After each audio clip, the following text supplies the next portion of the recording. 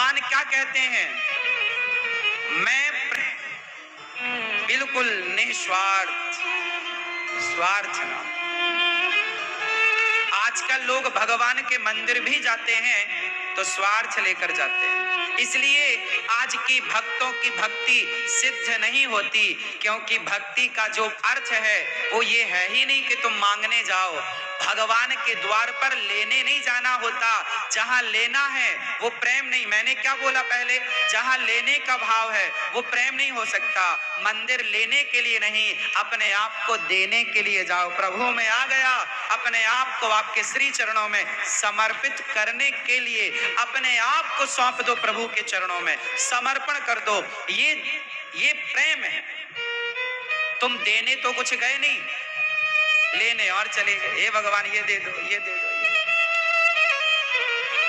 और इसे तुम कहते हो भक्ति, इसे तुम कहते हो पूजा। इसलिए दुनिया तुम्हारा मजाक उड़ाती है, कहते हैं पाखंडी हो गए हो, क्योंकि तुम ना तो बात जानते हो क्या है। मैं स्वार्थी तो हूं, पर मैं ये कहने से बचता हूं कि मैं स्वार्थी हूं। आज के जमाने में आपकी समस्याएं क्या है?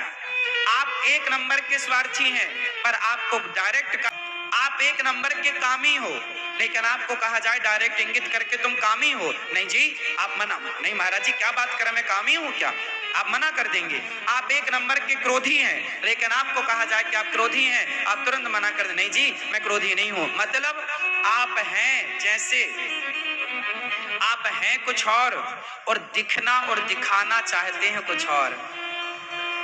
इसी का नाम है कपट। आप हैं कुछ और दिखाना चाहते हैं। पूतना थी राक्षसी, पर भगवान के सामने गई थी बड़ी सुंदरी बनकर, इसलिए आंखें बंद कर ली थी। भगवान कहते हैं जैसे तुम हो वैसे ही मेरे द्वार पे आओ और मेरे चरणों में समर्पण कर दो। जैसे गाय का बछड़ा जब पैदा होता है तो गंदा होता है, गाय का बच्चा जब जन्म लेता है तो कैसा होता है, बोलो, गंदा, मलमूत्र में भीगा होता। फिर गौ माता क्या करती है, उसे चाटती है, और चाट चाट करके पूरे शरीर को उसके बिल्कुल पवित्र कर देती है। बछड़ा क्या खुद को साफ कर सकता था? कर सकता था? जैसे बछड़ा खुद को साफ नहीं कर सकता था, उसी तरह आप और हम भी काम, क्रोध, लोभ, मोह इन बुराइयों में भीगे हैं। हम अपने को साफ नहीं कर सकते, बछड़े को साफ केवल गाय कर सकती है। उसी तरह भगवान के चरणों में आत्मसमर्पण जिस दिन कर दोगे तो भगवान ही आपको साफ कर देंगे। आपके अंदर की प्रत्येक बुराई तुम ना धुल पाओगे। तुम सोचो कि मैं काम को समाप्त कर लूं, क्रोध को समाप्त कर लूं, लोभ को समाप्त कर लूं, अपने अंदर के अहंकार को मिटा लूं, तुम्हारे बस का नहीं है। ये मिटाएंगे तो भगवान, उनकी शरण में रहोगे तो वो जैसे गाय बछड़े को चाट कर पवित्र करती है, वो ही तुम्हारे दोषों को समाप्त कर सकते हैं। तुम अपने दोषों को समाप्त नहीं कर सकते, इसलिए अपने से दोष समाप्त ना करो, अपने आप को तो उठाओ और भगवान के चरणों में बछड़े की तरह डाल दो। हम आपके, जब तक समर्पण ना होगा तब तक सदगति ना होगी।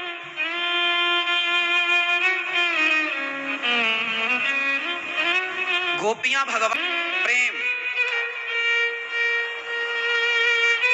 गोपियां भगवान से प्रेम करती हैं, और प्रेम की परिभाषा क्या है, स्वार्थ ना हो। इसलिए गोपियां क्या करती हैं, वृंदावन में गोपियां हैं और श्री कृष्ण है मथुरा में। अब बताओ, आप जिससे बहुत प्यार करते हैं, फॉर एग्जाम्पल आप जिसे बहुत प्रेम करते हैं, यदि वो आपसे 10 किलोमीटर दूर हो और आप बहुत प्रेम करते हैं, आप उसके बिना रह नहीं सकते, तो फिर बताओ आप क्या करोगे, क्या करोगे? हाँ, जाके मिल लोगे, 10 किलोमीटर दूर होगा तो। भाई कोई आपसे 10 किलोमीटर दूर हो और आप उससे बहुत प्रेम करें तो 10 किलोमीटर दूर कितना दूर होता है भाई, पैदल भी जाएंगे तो 2-3 घंटे का रास्ता है, 10 किलोमीटर पैदल चलेंगे तो 3 घंटे में पहुंच जाएंगे लगभग। क्यों जी, बात सही है? तो गोपियां यदि कृष्ण से प्रेम करती थी तो मथुरा मिलने क्यों नहीं चली गईं? सवाल ये खड़ा हुआ, वो रोती क्यों रही? बताओ जरा, वो क्यों नहीं गई मथुरा मिलने? आप प्रेम करते किसी से और आपका प्रेमी या प्रेमिका 10 किलोमीटर होती तो आप तो जरूर जाते। क्यों नहीं गई गोपियां?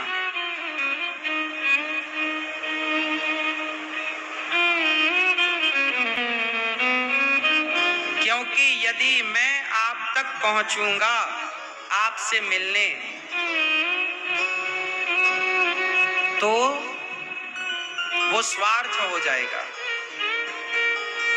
वो मेरा स्वार्थ है कि मैं आपके बिना रह ना पाया। यदि आप कहकर गए हैं कि मैं आऊंगा तो जिम्मेदारी आपकी है ना आने की। यदि मैं आती हूं या मैं आता हूं तो ये होगा, अच्छा गोपियों को लगा कि यदि कन्हैया मेरे बिना प्रसन्न है तो मैं जाकर के उनकी प्रसन्नता में बाधा नहीं बनना चाहती। ये प्रेम है, कोई स्वार्थ नहीं, मिलने का भी स्वार्थ नहीं। हम आपसे प्रेम तो करते हैं पर आपसे मिलना नहीं चाहते। आप चाहोगे तो मिल लो, वरना देखो प्रेम कैसा है। प्रेम में ये जबरदस्ती नहीं है, नहीं आओ हमसे मिलो। आजकल के लड़का लड़की प्यार करते हैं ना, तो वे और ना आए तो फिर वो एक दूसरे पर चढ़ाई कर देते हैं कि आए नहीं। वो प्रेम नहीं है, वो स्वार्थ है।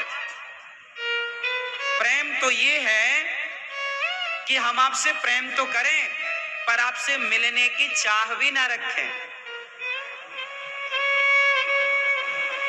प्रेम बिल्कुल विशुद्ध चीज है, पवित्र चीज है।